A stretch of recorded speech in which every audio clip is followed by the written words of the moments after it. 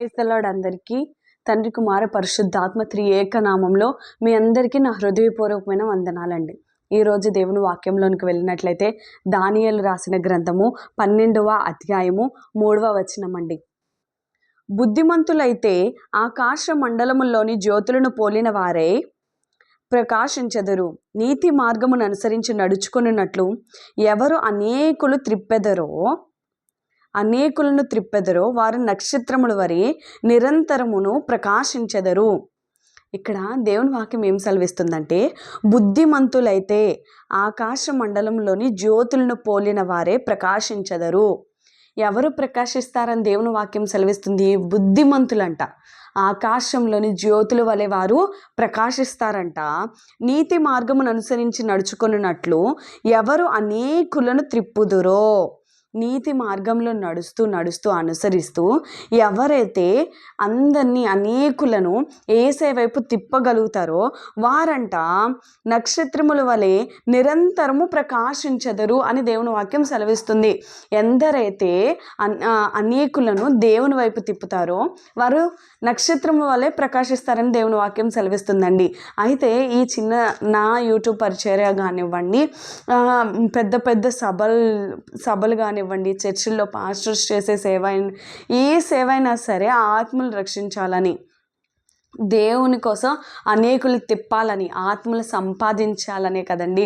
అయితే అలా చేస్తే ఏం లాభమని మీరు అడిగినట్లయితే దేవుని వాక్యం సూటిగా మాట్లాడుతుంది. ఎందరైతే అనేకులను దేవుడి వైపు తిప్పుతారో వారు ఆకాశంలో నక్షత్రముల వలె ప్రకాశిస్తారు, వాళ్ళు నీతి మార్గంలో అనుసరిస్తారని దేవుని వాక్యం సెలవిస్తుంది. అంతే కదండి. నేను ఒక చిన్న ఎగ్జాంపుల్ చెప్పాలనుకుంటున్నానండి. ఇప్పుడు మనం ఒక 2 వైర్లు తీసుకుందామండి. ఒక వైర్లో కరెంట్ పాస్ అవుతున్న వైర్ ఉంది, ఇంకొకటి అసలు పాస్ అవ్వలేదు, డెడ్ వైర్, యూజ్లెస్ వైర్ ఉంది. ఇప్పుడు ఈ రెండింటిని కలిపితే ఏమవుతుందండి? ఈ కరెంట్ పాస్ అవుతున్న వేలో నుంచి, ఆ వైర్లో నుంచి ఈ కరెంట్ పాస్ అవ్వని వైర్లోకి కూడా కనెక్ట్ చేశాక కరెంట్ పాస్ అవుతుంది. అంతే కదండి.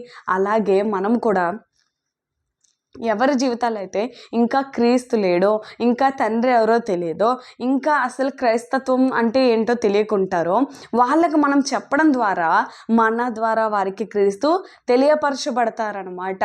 వాళ్ళు మన ద్వారా దేవుని సన్నిధికి వస్తూ ఉంటారు, దేవుని తెలుసుకుంటూ ఉంటారు. మనం పొందుకున్న అనేకమైన ఆశీర్వాదాలు వాళ్ళు కూడా పొందుకోవాలని ఆశపడుతూ ఉంటారు కదండి.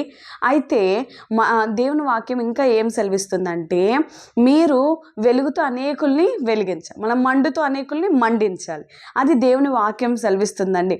అలాగే మీరు కూడా మీ క్రైస్తత్వ జీవితంలో మీరు ఆకాశంలోని జ్యోతుల వలె ప్రకాశించాలంటే, నక్షత్రాల ప్రకాశించాలంటే, నీతి మార్గాన్ని అనుసరించాలంటే దేవుని వాక్యం ఏం చెప్తుందంటే, అనేకుల్ని మీరు ప్రభావితం చేసి యేసయ్య వైపు మీరు అనేక ఆత్మల్ని తిప్పగలగాలి.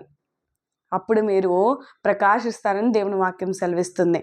మనం కూడా ఆకాశ నక్షత్రాల వలె ప్రకాశించే వారిగా ఉండాలని మనకి ఆశ కదండి. దేవుడికి పరిశుద్ధాత్మ సహాయం కోసం ప్రార్థించుకుందామండి.